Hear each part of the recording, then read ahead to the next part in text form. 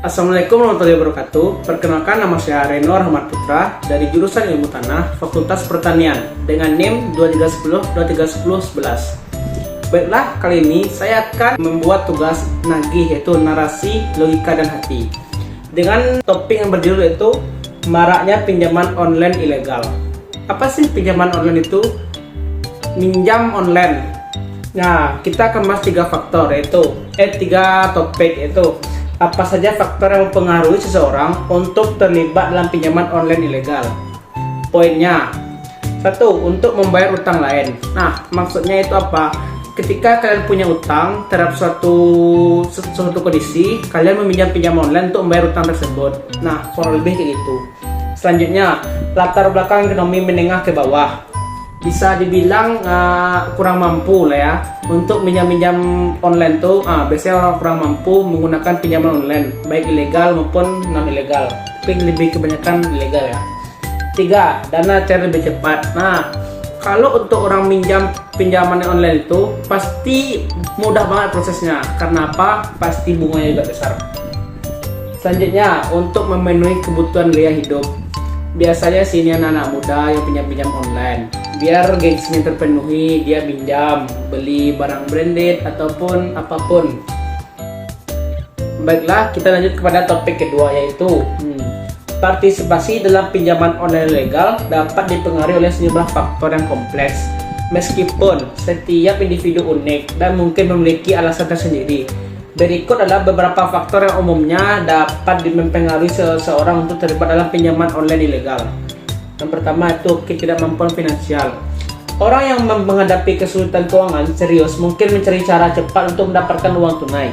Pinjaman online ilegal sering menawarkan persetujuan cepat tanpa memeriksa kredit, yang bisa menjadi daya tarik bagi mereka yang ditolak oleh lembaga keuangan resmi. Yang kedua, kurangnya akses ke layanan keuangan formal. Beberapa individu mungkin tidak memiliki akses yang semudah ke lembaga keuangan formal seperti bank atau koperasi kredit. Ini bisa terjadi karena lokasi geografis, status ekonomi rendah, atau masalah lainnya. Pinjaman online ilegal bisa menjadi alternatif sementara untuk memenuhi kebutuhan finansial. 3. Kurangnya pengetahuan keuangan. Orang yang kurang paham tentang bagaimana pinjaman dan bunga bekerja mungkin lebih rentan terhadap penawaran pinjaman yang terlihat menguntungkan pada awalnya, tetapi sebenarnya mengandung bunga yang sangat tinggi. Bisa jadi kata keranya itu snowball, kayak lama-lama makin besar gitu. Baiklah guys, lanjut kepada topik yang ketiga, yaitu dampak negatif dari pinjaman online ilegal. Pinjaman online ilegal dapat memiliki dampak negatif yang serius bagi individu maupun masyarakat secara umum.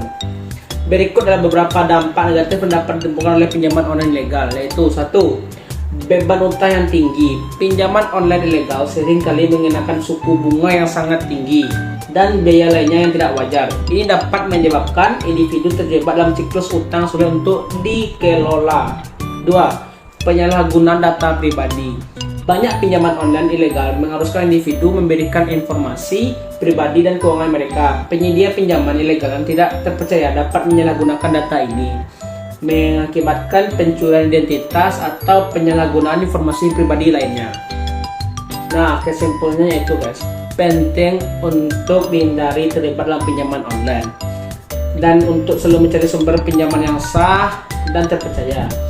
Jika Anda atau seseorang yang Anda kenal sering menghadapi masalah finansial, lebih baik mencari bantuan dari lembaga yang resmi, konselor keuangan, dan atau ahli hukum. Jadi guys, itulah kesimpulannya. Jadi sekian dari saya ucapkan terima kasih. Tapi pun